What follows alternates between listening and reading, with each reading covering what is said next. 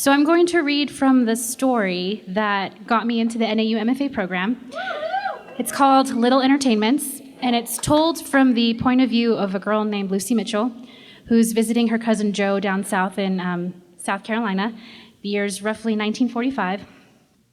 The story starts with a party, and Joe's love interest stands her up, so she's really upset, goes outside, and without any explanation starts planting gardenias. So this is the explanation of that. It hadn't been 3 weeks before Aunt Ava decided to host a luncheon in honor of her prospective son-in-law, Johnny Tish. When I had asked if she would like Johnny Tish, prospective son-in-law, on the invitations, she had said with pleased hauteur, "Don't be ridiculous, Lucy Mitchell." I rarely saw Joe these days, and worked a great deal on my article for the town's Courier. When I wasn't writing, I was lassoed into helping Aunt Ava plan the luncheon despite my obvious indifference. I wasn't the one to ask whether Johnny Tish preferred duck to guinea hen, or whether there should be a fish dish instead of a cheese plate. Let there be a lot of drinks with a lot of ice, I advised, as I fanned the ink dry on another invitation. If it's at the end of August, it'll be too hot for anything. Her voice came to me muffled from inside the silverware cabinet. If the men in this town didn't drink so much alcohol, they wouldn't be so hot half the time. She emerged, holding 2 serving spoons. The scalloped or the detailed? The detailed, it would serve better. Yes, but it isn't half as nice, she said, setting the scalloped one down on the table. We'll have to see about a new dress for Joe. I'm sure she was thinking the same. You do think he will propose, don't you, Mitch? I bent to address the envelope. Why wouldn't he? She's the best he can find in Springs County. She pulled the dining chair next to mine and sat right up to me. You don't think he's got false pretenses? I would have laughed were it not for the grave level of her brows. And Ava, he's been here every day since they met 3 weeks ago. I really don't see why else he would come if not to see her. After a minute of searching me eye to eye, she nodded once. Me neither. She got up from the chair briskly and continued rummaging in the cabinets, this time in search of the appropriate linens. What with Johnny's constant visits, Joe didn't have a free morning until a few days before the luncheon. My aunt recoiled at the idea of buying Joe's dress ready-made from the rack at Forrester's, but with the little time they had, she had no other choice. At least they altered the same day of purchase. I was going over a letter from home in the parlor when I heard voices at the front door. With Aunt Ava and Joe out looking at dresses, it was up to me to entertain the guest. I stood from the writing desk near the window and made my way towards the foyer, still reading, when I nearly bumped into Johnny Tish standing in the doorway. Is Joe not here? She's out with my aunt, I said, but she'll be back any minute now. He looked about the room and I gestured that he sit. Your name? Mitch, I offered dryly. Yes, I know. I was going to ask why they call you that. I sank onto the piano bench across from him. It was Joe's idea. Her nickname sounded like a boy's, so she thought mine should too. I shrugged. I don't mind it. He pointed to the letter in my hand with his hat. Who's it from? My mother. How is she? I hesitated. Fine, I think. He cocked his head at my response. I'm a nice fellow, you know, after everything. Surprised, I said, of course. You don't believe me. Well, I don't really know you. You've seen me almost every day, he countered, as a tray of lemonade was brought in. I handed him a glass. Yes, but you come to see Joe. I imagine she knows more about you than I would. Who's the romantic and who the modern woman now, he said, before raising his glass to me and drinking. I never said I was either. You didn't, but people talk, Mitch. You know that. It's all they do around here, except for Joe. Except for Joe, I repeated, and raised my own glass. No, he said. Joe doesn't talk. She takes. I looked up and he caught my eye. I wouldn't mind it so much, you understand, if she didn't push so hard.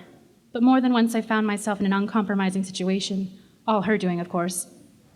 I said without sympathy, she's quite a girl. He laughed, then shook his head. Sure she is. That's why we all like her. Still, you might say something. Before she tries to take a thing that won't be offered.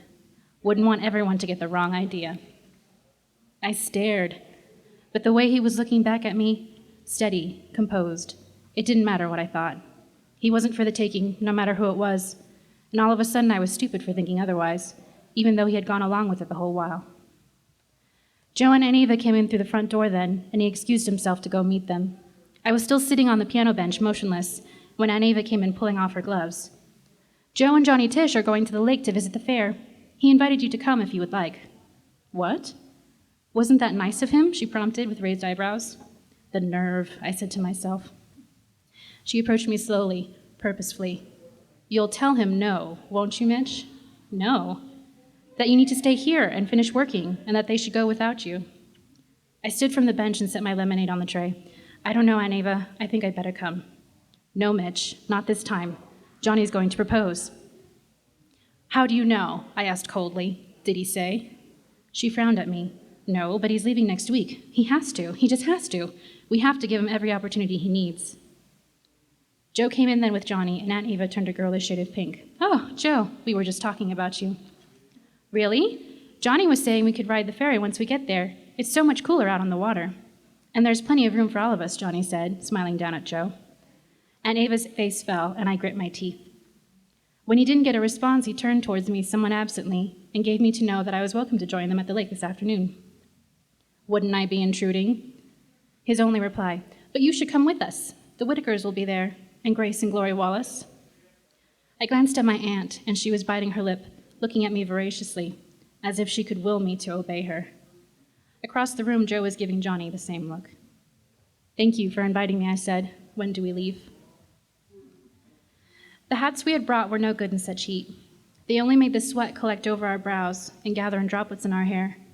With the noise pressing on my ears and the heat pressing on my face, I was finding it hard to breathe. When Johnny left to see about some tickets for the ferry, Joe took off her hat and used it to fan herself, shaking out her hair. The white wooden boughs were reeds and gardenias, and the smell from the folds of their petals settled heavily on the air.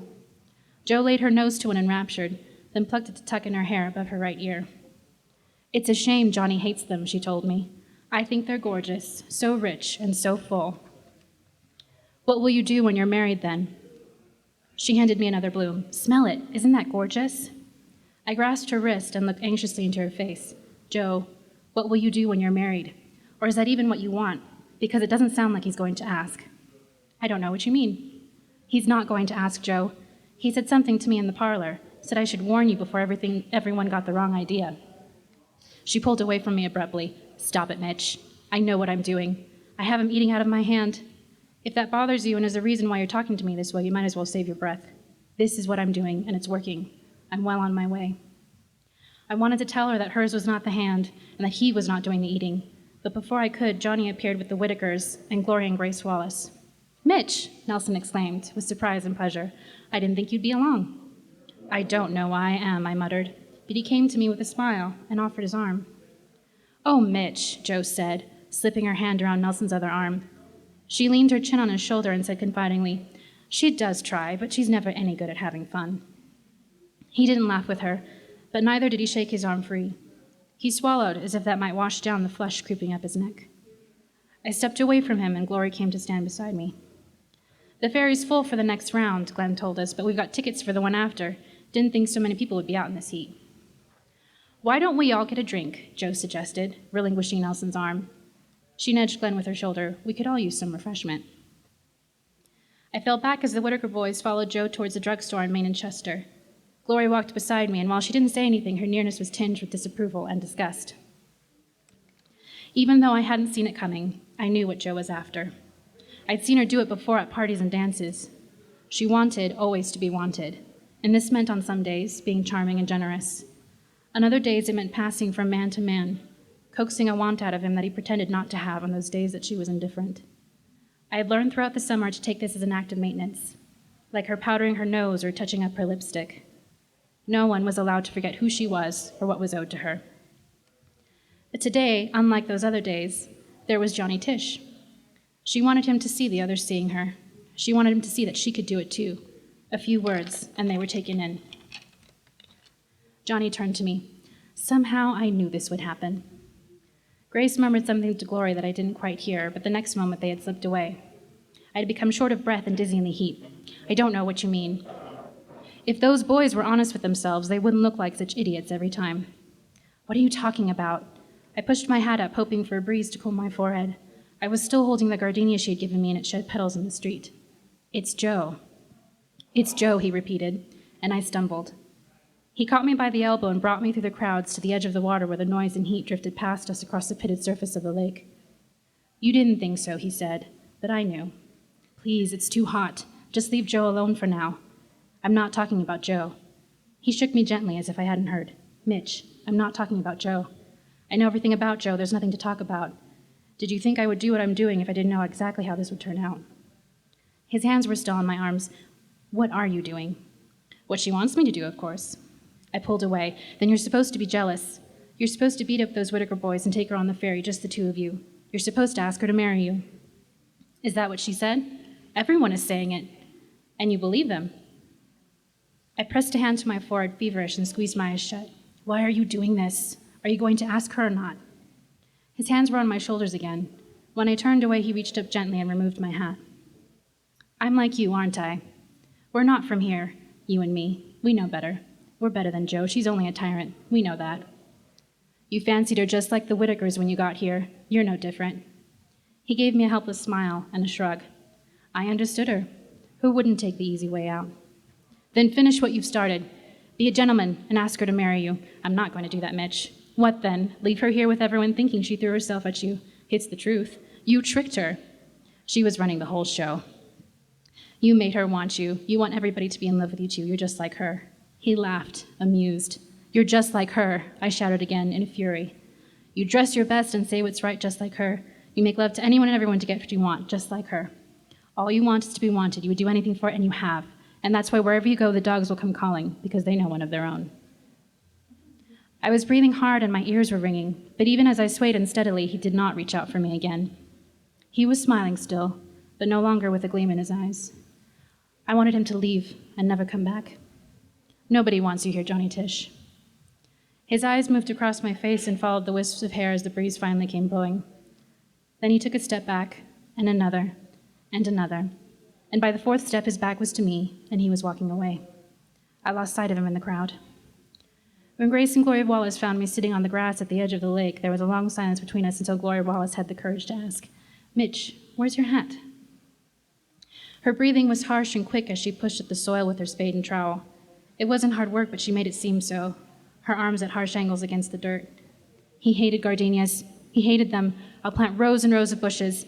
I'll call for a sea catalog tomorrow. If he ever comes back here, they'll make him run for his very life. They'll smell so strongly in the summer. I set down another pot of gardenias and knelt across from her slowly. He ran for me, you know. I'll set the record straight with you, Mitch. He ran for me because I was too much for him. He couldn't handle me. Isn't that something to be proud of? I'm proud of it. Too much for a New Yorker to handle. Too much by far. If this were a race, I would have beaten him long ago. He ran for me to escape a beating. That's the truth. He was a coward, I said softly. Yes. She stood, her desperate eyes latching onto my face. Yes, he was a coward. And the worst kind, because he never looked it. You could never tell just by looking at him. It wasn't courageous the way he fooled us all. I agreed with you from the start, Mitch. This town needs to wisen up. This town is too easily fooled. I glanced quickly at the veranda behind, where all the guests were watching her grip my shoulders with fingers like steel. No one was drinking now. She saw me look at them and whirled around. You're all idiots, she shrieked. Stupid, you don't know anything. Anything. She gasped for breath and stumbled slightly, spreading her arms out to steady herself. Then she raised her hands to her head and gripped her curls tightly, pulling on them until her palms pressed against her eyes. A tight wail escaped through gritted teeth. I went to her quietly when she fell to her knees and put my arms around her shoulders and smoothed the tortured curls and heavy head with my hands. They don't know, Mitch, she wept. They've never known. I squeezed my eyes shut, overcome with pity for this selfish girl. For I did know, and I could see how her life would be from now on. The way she wept, she would be on her knees for the rest of her life. I heard the ice ringing inside their glasses and looked up, startled. In my arms, Jo froze. The guests on the veranda were bringing their drinks inside, turning their backs on the scene across the wide lawn, where a hopeless young woman held her lost cousin in her arms, among the leaning and fragrant gardenias.